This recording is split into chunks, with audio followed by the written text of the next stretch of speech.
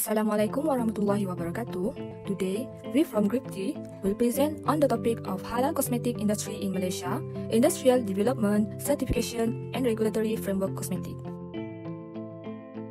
So, here are the presenters in this video: Haritha Adila, Nur Haizat Farhana, Nurul Aina Fatihah, Afikah, Nurul Hafizah, and Nurmiza Iwani. For the content in this topic consists of introduction, literature review, fact or main discussion, and the last one is conclusion.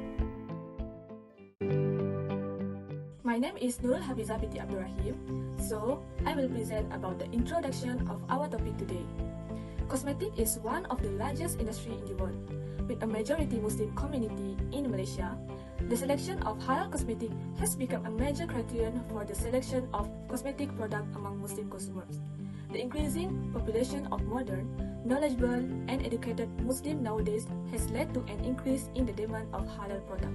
Halal Development Corporation (HDC) has reported cosmetic and personal care ranked third place with a revenue of Rm 2.95 billion, followed by halal ingredient in second place with revenue of Rm 12.64 billion. Meanwhile, food and beverage products remain at the top of the halal market with revenue of Rm 22.05 billion. It is clearly shows that halal cosmetics have received encouraging responses and have contributed to the rise of the global halal market. In addition, the concept of halal cosmetics covers all aspects of the management system, where it not only focuses on the production aspect, but it also covers how to procure halal ingredients. But all elements must be taken into consideration, such as manufacturing procedures, packaging, storage, and logistics. Although the halal personal care and cosmetic industry is still new compared to the other industries such as food, banking, financial service, logistics, hospitality, and pharmaceutical, which has applied to the halal concept, halal cosmetics have become necessity for Muslim women nowadays. So now, we move to the objective of our topic today. First is to explain the current development of the Malaysian halal cosmetic industry. Second, to identify the certification standard, process and procedure involving halal cosmetic in Malaysia. And the last one is to analyze the regulatory framework of the halal cosmetic industry in Malaysia. My name is Afikah binti Morsidi, and I will explain about literature review. First, a review of cosmetic and personal care products on halal perspective and detection of ingredients by Hashim and Mat Hashim. This paper describes all aspects of the production process of halal cosmetic and personal care products must comply with halal regulation, which include the raw materials, handling, processing, storage, distribution, transportation, and delivery to the customers. This paper also discussed the current method of detecting halal and non-halal ingredients to determine the halal status of any personal care and cosmetic products, which is FTIR in combination with ATR can be used to detect the presence of lard in a product. Second, comprehensive two-dimensional gas chromatography hyphenate with time-of-flight mass spectrometry.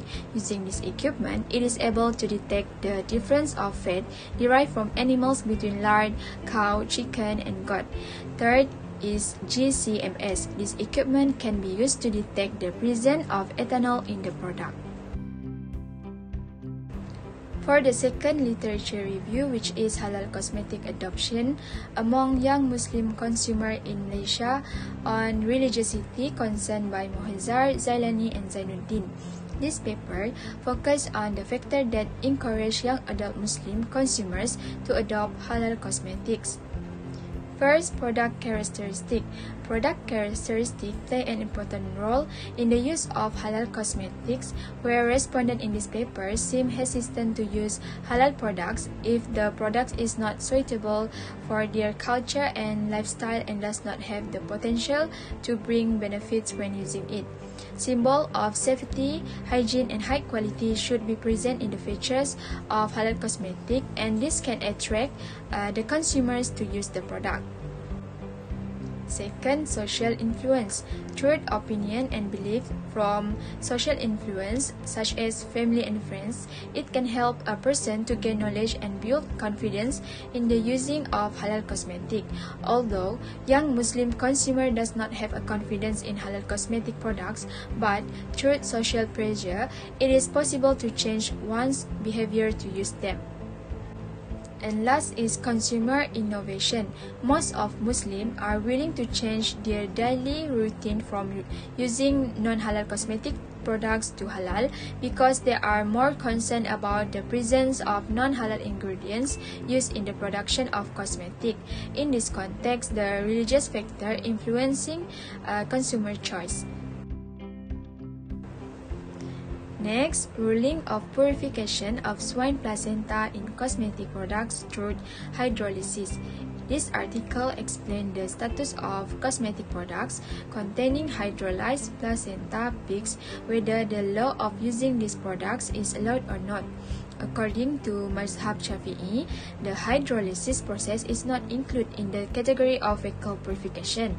Based on Surah Al-Baqarah verse 173, the law of using any pork-based product is haram. This is because pigs are categorized as najis mu'alaza even though it has undergone a process of hydrolysis. However, if there is no other alternative except pigs, exception in the use of pigs are allowed in the Darura situation.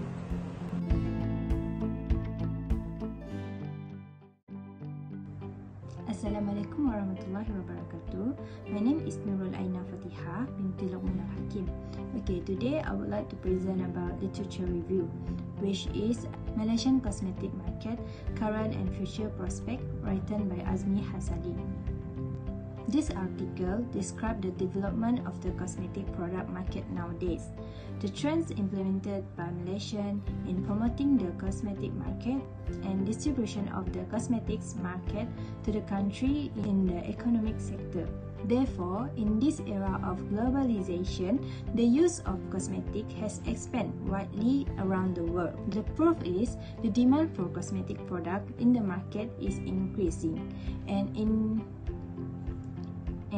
is the second highest ranked after the Western Europe market. As a result of this trend in the cosmetic industries in Malaysia, there are more than 60,000 types of cosmetic product produced in the local market. At the same time, the halal industry has also grown in Malaysia and has contributed to the demand for cosmetic product in the market. The proof is that Malaysia has produced a halal cosmetic product scheme. Also, revenue from halal cosmetic product and services has reached 2 trillion annually. Okay, therefore, it is clear that the cosmetic product has chosen to improve the economy of a country. Next, the ruling of using snail in the cosmetic product. In accordance with the hadith of the Prophet ﷺ regarding a fly that has entered the ring. From Abu Hurairah radhiyallahu an, Rasulullah ﷺ said, meaning, if a fly falls in the vessel of any of you, let him dip all of it into the vessel and then throw it away. For one of its wings there is a disease, and in the others there is healing. As a result, the 81st Muzakarah of the Fatwa Committee of the National Council for Islamic Religious Affairs Malaysia, which convened on 31 March 2008, has agreed that the law of the use of worm and leeches in medicine and cosmetic is a must, which is mubah. Okay, as you can see, in this regard, the law of the use of snail in cosmetic medicine is also required based on the law of worm and leeches. Accordingly, producing this cosmetic product is halal because it is found that the matter of tastiniyat, perfecting life, does not lead to harm and lead to good. Assalamualaikum warahmatullahi wabarakatuh. I'm Nurhaiza Farhana binti Hibni. For the next content of our presentation is about fact and main discussion. For the first fact and main discussion is about the development of the Malaysian halal cosmetic industry. As of today, halal products are getting very popular, which means that every Muslim people should know and should beware what is permissible and non-permissible ingredient inside their product that has been used for daily users or for long-term users. Besides that, Malaysia is also an Islamic country that trying to play an important role in producing halal product and service in order to achieve a high potential as a new source of economic growth. For Madam and fellow friend information, halal cosmetic industry before this is not as we thought. Before 2021 and a very long time ago, Muslim women in Malaysia were unconcerned about the use of cosmetic product and they were also uninformed about what is actually halal cosmetic product. The reason for this situation happened is because the cosmetic industry make no effort to promote halal cosmetic and indirectly it make the growth of halal cosmetic industry getting low day by day. Because of the growing halal industry, many programs on the halal industry were promoted in order to give knowledge to all people what is actually halal industry about.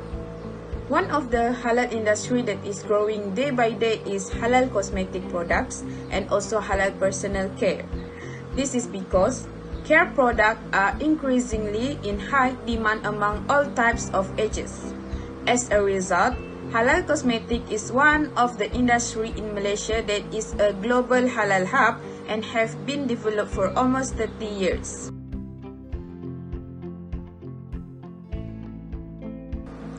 According to Carl Zakaria, the halal industry began at least 30 years ago with brands like Unza, Safi, which debuted in 1985.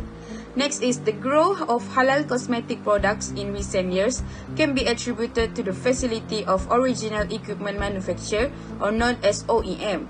Lower production costs for cosmetic are driving the expansion of halal search item among industry players while consumers have a strong incentive to use and purchase halal goods. Cosmetic and personal care goods meanwhile must meet the halal certification criteria of Malaysian Standard 2200-2008. In the current century, the halal market is a new norm in the 21st century and it has directly prompted local industry players to map out their strategies for gaining market share. As a result, halal cosmetic is one of the industry in Malaysia that is a global halal hub according to Azmi, Asali and Al-Tamimi. Assalamualaikum warahmatullahi wabarakatuh. My name is Normiza Iwani and I'm going to present about the certification standard, process and procedure involving halal cosmetic in Malaysia. Okay, first is the NPRA, formerly known as the National Pharmaceutical Control Bureau. It is to ensure the quality, efficacy and safety of pharmaceuticals through the registration and licensing scheme.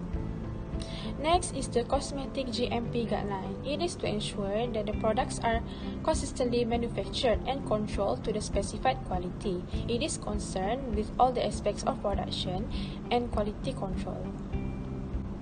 Next is the decisions of the National Fatwa Council for Islamic Affairs or Fatwa decreed by the states. Fourth is the Malaysian Standard MS 2200 Part 1 2008. It prescribes the practical guidelines for halal cosmetics and the personal care industry on the preparation and handling of halal cosmetics products. Lastly is the Trade Description Act Halal Order 2011. It is to aims to promote good trade practices by prohibiting false trade descriptions and false or misleading statements, conducts and practice in relation to the supply of goods and services, thereby protecting the interests of customers. Next is the product processing, handling and distribution. All the cosmetic and personal care products are halal if they meet the following requirements. A. The processing lines, tools and utensils shall be dedicated for halal production only. B. The product or its ingredient do not contain any components or products of animals. They are non-halal by Syariah law, or products of animals that are not slaughtered according to the Syariah law. C. The product does not contain anything in any quantity that is decreed as najis by the Syariah law. D. The product or its ingredient are safe and not harmful. E. The product is prepared, processed, or manufactured using equipment and facilities that are free from the contamination with najis, and during its preparation, processing, packaging, storage, or transportation, it shall be physically separated from any other food that does not meet the requirements specified in items A, B, C, D, or E. Next is the product requirement according to the Manual Procedure for Halal Certification 2014. The applicant shall ensure that the product has been registered and has received the approval letter of registered products from the National Pharmaceutical Control Bureau. And the cosmetic products have to comply with local regulations and meet the local quality control requirements. To get the halal certification from the Department of Islamic Development, Malaysia JAKIM, products must fulfill the requirements of Malaysian Standard MS 2200, 2008 and Halal Certification Procedure Manual, which require the strict factory inspection and audit.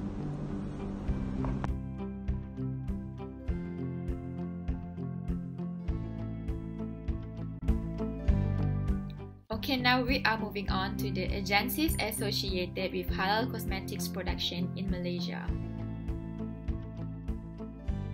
Actually, there are many agencies associated with the production of halal cosmetics in Malaysia. But in this video, I will only share and emphasize on 3 agencies which play the biggest role in order to get the halal status or halal cosmetics products here in Malaysia. So as you can see in the slide, the first one is the NPRA, the National Pharmaceutical Regulatory Agency, with the mission statement of safeguarding the nation's health through scientific excellence in the regulatory control of medicinal products and cosmetics. They play their roles in ensuring that therapeutic substances approved for the local market are safe, effective, and of quality, and also to ensure that cosmetic products approved are safe and also of quality.